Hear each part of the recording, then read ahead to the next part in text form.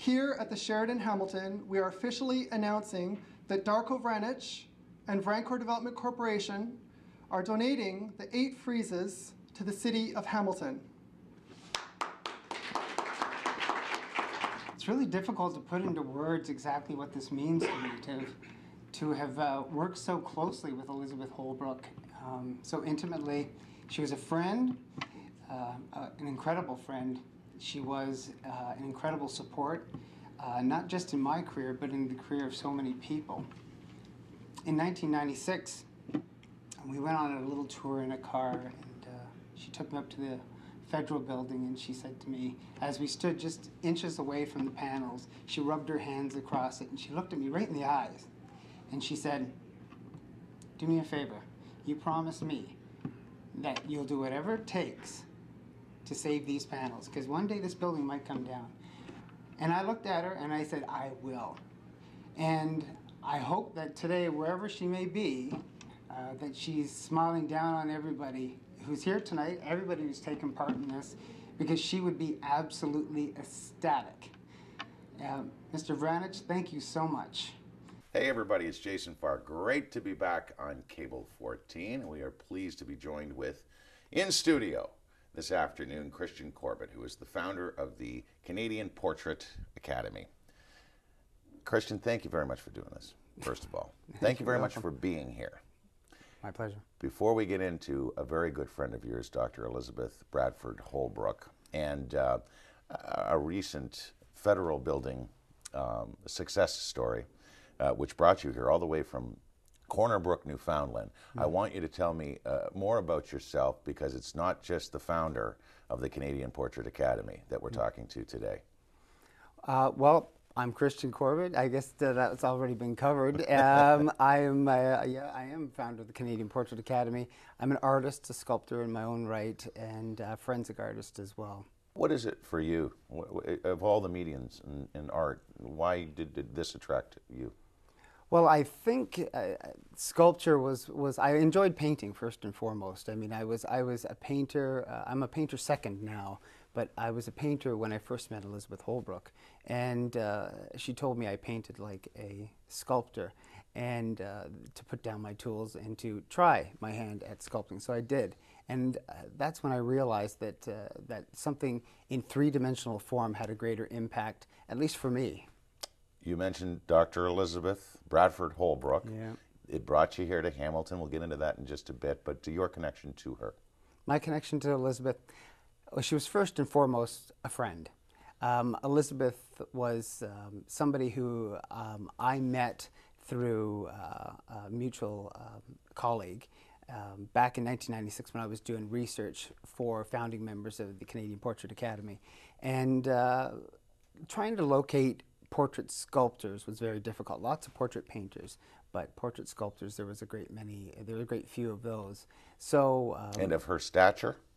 And of her stature, I mean, I did not know who I was about to meet when I met her in 1996. And yeah, I mean, meeting her was it's just a pivotal turning point in my life. And for that short amount of time, and you've lived all over the world, but you were living right here in Hamilton, and you were her only protege of her 95 years, and we just lost Elizabeth a year and a half ago. So she would have been 83 or so at the time? She was 82, almost 83, yeah. And here you are, a young kid, you come in. Yeah. How about that first meeting? Can you describe for us what it was like? Absolutely. It took a few communications between the person that made the contact between Elizabeth and I. And then what happened was that we met on a neutral ground with her and her husband, the late Jack Holbrook, Dr. Jack Holbrook. And then at that very moment, her and her husband sort of sized me up and then decided to take me back to their estate, Brookford in Dundas. So when going there, it was incredible because their house was perched high above a hill, and going into the studio was just a revelation for me, because I had visited so many people's studios in the past, both very famous artists and and amateur artists as well. But walking in to see a wall of accolades from almost 70 years at that point. 70 years of accomplishments. Like? Well, I mean, like the Hamilton Gallery of Distinction, Hamilton Woman of the Year. I think she had just received the Order of Canada at that point. And then awards, gold medals from the National Portrait Gallery of the USA from 1968, the only Canadian ever to have won that. It just changed my life forever. I am thrilled that these reliefs are coming to the city collection. I want you to know that the city has made a commitment through our senior conservator, Therese Charbonneau, to work with Darko and his demolition company to make sure that these reliefs are removed from the building with the greatest of care and respect. I also wanted to let you know that we will be incorporating these reliefs into a large public art project. And I'd like to thank Council for the support that they've given over the last few years for public art in Hamilton. It's very important for us. I'd also like to introduce our Manager of Arts and Events, Jennifer Kaye, and maybe you can give a little bit from your heart about this. Well, likewise, I wasn't expecting to be at the podium, so I will just say that I'm thrilled.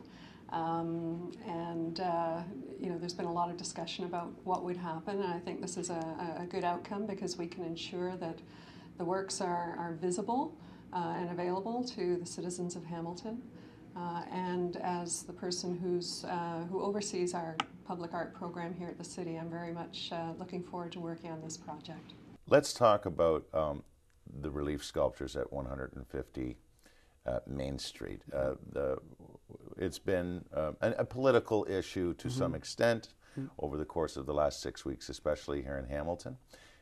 We have made an official announcement, thanks to you at a press conference just a few days ago, that these Dr. Elizabeth Holbrook relief sculptures will not only be saved, they'll be restored and then donated to the city of Hamilton. You were a big help in that capacity through correspondence during that time from your home in Corner Brook. And then having you here, you didn't see them for the first time, however. It was Elizabeth herself that took you down to that Revenue Canada building at the time. That's right. And showed you that work. Take us through that the first time you saw them up close. Well, it was 1996, and Elizabeth wanted to take me around, and she wanted to show me what art was out there, like public art, works of art, and what have you. And she had taken me around to probably 5 or 6 pieces. But it was the works on the federal building that we last stopped at. And we got out of the car and we walked up to it, and I was just amazed to see these 8 relief sculptures that were 3 feet by, or that are 3 feet by 6 foot, 3 feet by 2 feet panels, and that are approximately 12 feet high once stacked. And I looked at them and I was just amazed to think that this woman of almost 5 foot stature had actually hand carved these pieces. And she walked over to them, and at that point the federal building was still occupied, but when looking at them, we realized that there was a certain amount of damage to them, with time, because they were about 50 years old, around 50 years old at that point. And Elizabeth looked at the building for a few moments, and she stopped and she paused, and she looked at me right straight in the eyes, and she said, "Would you do me a favor? Will you, if anything ever happens to this building, will you save these panels?" And I said to her, "Absolutely." So this work was very important to Elizabeth. It was very important to Elizabeth. It was a commission that received by the federal that she received by the federal government that turned around and turned her career around to a point that it gave her greater exposure. And it was also at a time that she received this that she actually, that architecture, like relief work, artwork on buildings, being placed on buildings, being commissioned by architects itself for incorporation into the buildings, was actually being, it was dying out, that was dying. It was becoming more sort of ultra modern, and art was being sort of excluded from it.